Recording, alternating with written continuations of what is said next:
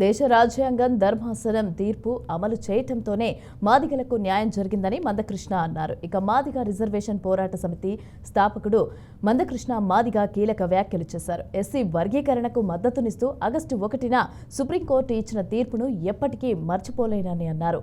బీసీలో వర్గీకరణ ఉన్నప్పుడు ఎస్సీలో కూడా వర్గీకరణ ఉండాలనే ఉద్దేశంతోనే ఎంఆర్పీఎస్ ఉద్యమం మొదలుపెట్టామని అన్నారు. ఇక 30 ఏళ్ల ఎంఆర్పీఎస్ సుదీర్ఘ పోరాట ఫలితం వల్లనే ఎస్సీ వర్గీకరణ సాధ్యమైందని అన్నారు. కోర్టు తీర్పు తర్వాత దళితుల్లో విభజన అవసరమా లేదా అనే చర్చ కూడా మొదలైందని అన్నారు. అయితే దేశం చర్చించుకుంటున్న ఈ తీర్పును మాల సోదరులు స్వాగతించాలని కోరుకుంటున్నట్లు పేర్కొన్నారు. ఎస్సీ వర్గీకరణ కోసం జర్నలిస్టులు చేసిన సేవలు కూడా మరవలేనివని కొనియాడారు.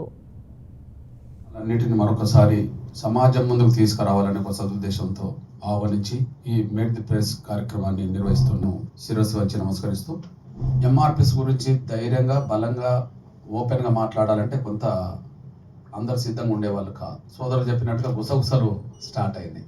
ఏంటి ఎంఆర్పిఎస్ ఇదో కేటగరైజేషన్ అంటుంది, అసలు మాదిగాని చెప్పుకోవడం ఏంది, మాదిగాని చెప్పుకుంటేనే కేసులు పెడతారు కదా, మళ్ళీ అయినే మాదిగాని చెప్పుకుంటూ వస్తున్నాడు ఏంది, మళ్ళీ మాల మహానాడు ఏంది, దళితులందరూ ఒకటి కదా, మళ్ళీ వీళ్ళ మధ్య విభేదాలు ఏంది, అసలు ఏంటి అనే ఒక గుసగుసలు జరుగుతున్న సమయంలో ఆ సమయంలో సోదరుడు రిపోర్టర్గా ఉన్న సమయంలో బహిరంగంగా ఎస్సీ వర్గీకరణ ఉద్యమాన్ని సమర్థించే కీలకమైన పాత్ర పోషించింది, ఓపెన్గా వచ్చింది తమ్ముడు వీరహతాలి.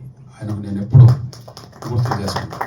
గజ్వేల్ కేంద్రంగా సరే, ఆయన ఒక ప్రజాస్వామికవాదిగా ప్రజా ఉద్యమాలను క్షుణ్యంగా అధ్యయనం చేస్తూ న్యాయం వైపు నిలబడే ఒక రిపోర్టర్గా ఏదైనా పేదల ఇక ప్రజా ఉద్యమాలను అభిమానించే వాళ్ళ పట్ల మనం కూడా సోదర భావాన్ని స్నేహాన్ని కొనసాగిస్తాం కనుక వీరహతల్లితో అప్పటి నుంచి ఇప్పటి వరకు అదే అనుబంధం కొనసాగుతున్నది.